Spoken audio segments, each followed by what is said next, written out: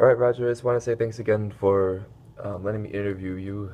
Um, it's a huge help. And our first question today is, how did you get into this career and when did you start? Got into the health and wellness right. Actually, I ended up doing an internship when I was at the University of Stevens Point. I was finishing my coaching minor, and I actually majored with elementary ed. And I was finishing my coaching minor, and I ended up being able to do a strength and conditioning internship with a strength and conditioning coach, and we ran a wellness program at the university. And it was a really great opportunity. I got to do personal training, and it was a real blessing to be able to do that. And in doing that, and then actually finishing up my student teaching at the same time, I realized I much preferred to be in the health and wellness field than I did in education. And I got out of school, and I went to, there was a new Gold's Gym opening up in Appleton, Wisconsin, so I applied there. They hadn't opened yet, but I immediately got hired, and a lot of it had to do with my internship and my experience through the university, and it was a really great way to start. Yeah, and as far as challenges go, what do you think the biggest challenges would be, or biggest challenges you think you face in this career? Well, I think the challenge anybody coming in, and it seems to still be the case right now, is that when a personal trainer comes in, or a wellness coach comes into the industry, a lot of times they don't realize that in most of the scenarios, they're going to be responsible for gaining their own clients. And just that whole client acquisition or sales component is, I think, a big hurdle for a lot of people, and sometimes a really unexpected hurdle. Yeah, and it was for me when I first came in. I had no idea. I thought I just, when I did my internship, they just gave me people to train, and it was great. And then when I went to, work in the real health club field, it was like, we've got 5,000 members. If you don't know how to get some clients, you don't belong here. Good luck. I was like, wow, okay. And not a whole lot has changed for a lot of trainers, unfortunately. But I'd say that's definitely a big hurdle was for me, and I think it still is for a lot of people.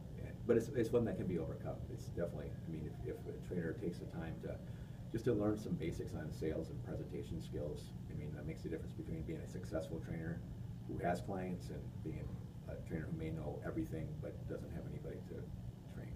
Yeah, definitely, that's some really good advice. What do you like most about your job? Well, with what I do now, working with, basically managing trainers and training trainers is I love getting people who have a high level of knowledge and really, in most cases, are ready to work with clients. But then actually equipping them with just what I talked about is getting them some sales skills, getting them some presentation skills, helping them understand the sales process a little bit better, so it's not scary for them, and they get more comfortable with it, and they become successful in the industry. I love giving people opportunity to work in a field that they've dreamt about. A lot of people really aspire to be a trainer, and unfortunately, there's more people that want this job than there are that have this job. And I love giving the right people the opportunity and letting them have the opportunity to be successful at it.